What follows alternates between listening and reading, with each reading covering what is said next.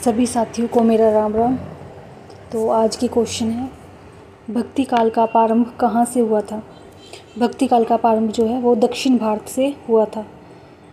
ये जो उत्तर भारत में इसे जो लाए थे वो रामानंद लाए थे।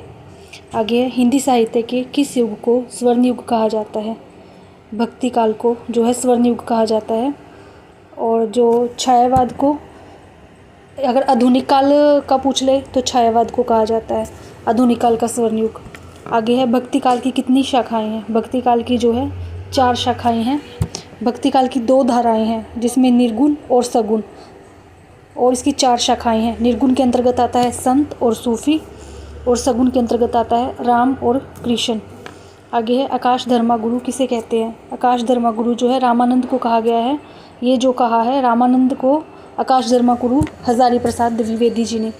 आगे है, रामचरित किसकी रचना है। सुदामा चरित किसकी रचना है। सुदामा चरित जो है वो नरोत्तम दास की रचना है और ये अवधी भाषा में है। महाराष्ट्र के भक्तों में सबसे पहले किसका नाम आता है।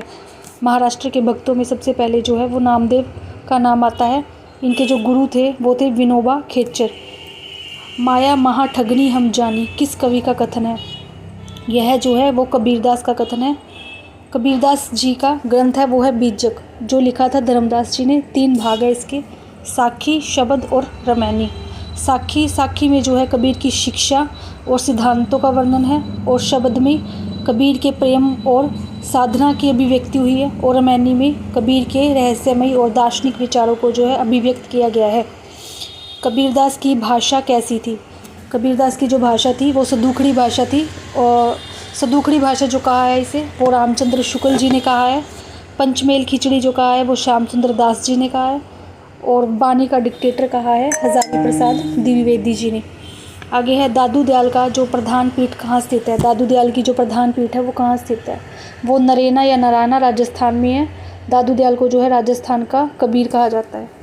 आगे है, पंचगंगा घाट में कबीर किसके पैरों के नीचे पड़े थे। पंचगंगा घाट में जो कबीर है वो रामानंद के पैरों के नीचे पड़े थे। रामानंद जो थे वो कबीरदास जी के गुरु थे।